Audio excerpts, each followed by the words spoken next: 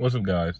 Now I watched this movie last Friday, and it's taken me well over a week to review it. And it's not because I didn't like it. It's not because I really wasn't thinking about it. Just I didn't get around to it.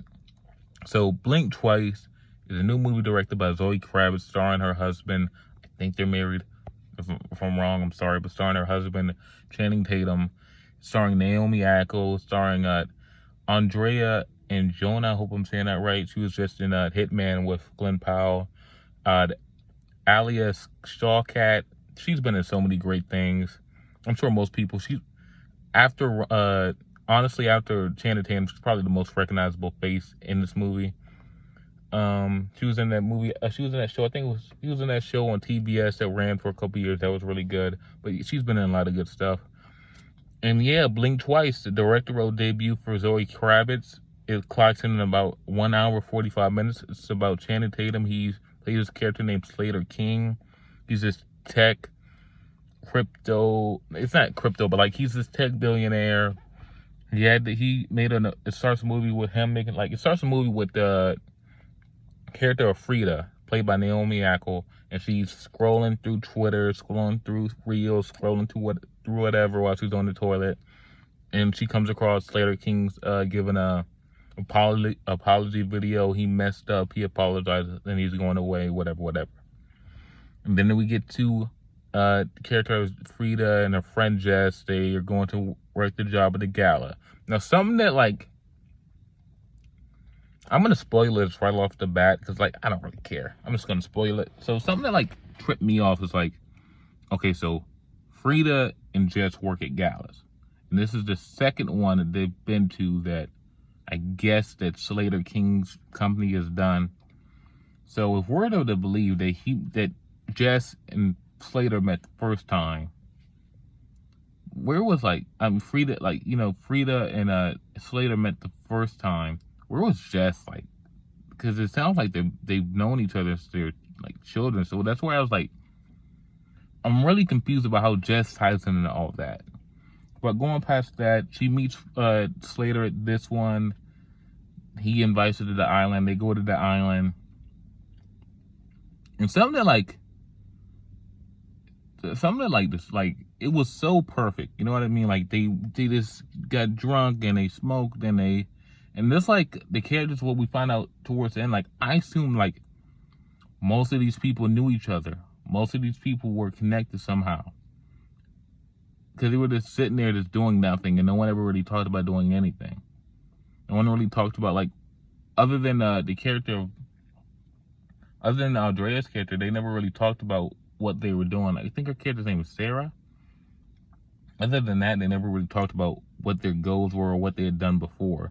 So it's kind of it was very easy to no one, when you just sit around smoking and drinking and doing whatever, it's you don't really think about what you have to do once you get off the island, once it all ends. So that's why I assumed they because they were friends with Slater King. That's why I assumed they were all new each other, because no one had any urgency about anything outside the island. It was just about what's going on here.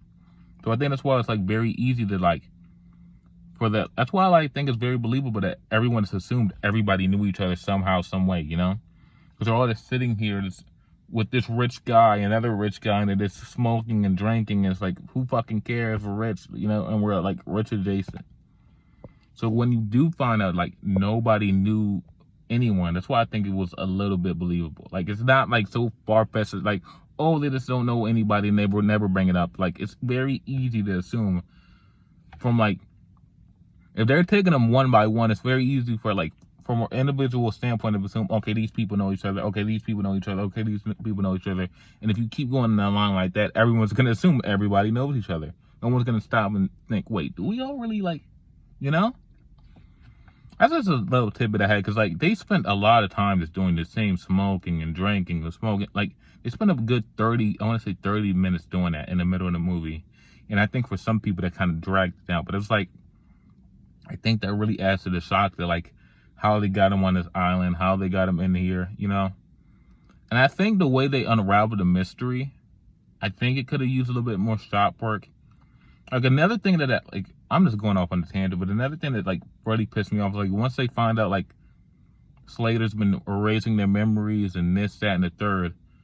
They have fucking workers on the island. And this is how, in every type of movie like this that has workers on the island fucking do this. This isn't just like a Zoe Kravitz directorial debut, only an era exclusive to her. A lot of fucking movies do this. They'll have workers, or they'll have people that are helping them out, and they're supposed to be under whatever spell there is in the movie. But when it's time for the third act, when everyone fucking takes down a big bad dude, these people are nowhere to be seen. You know what I mean?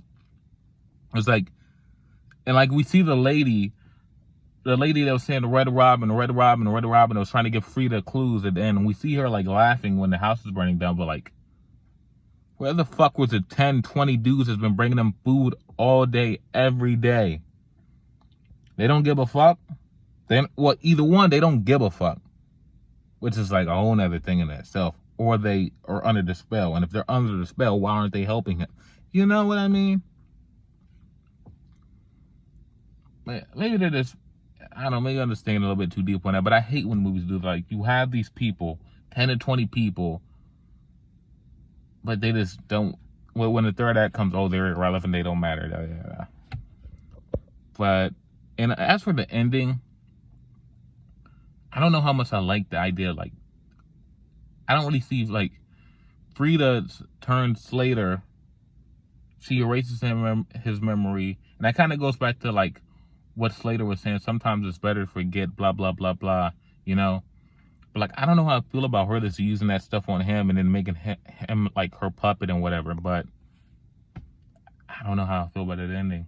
But overall, as far as the directorial debut goes, it's a W. You know, she made an interesting movie that was engaging and made you think. It's not perfect. I had my gripes with it. I listed them, but she still made an engaging film.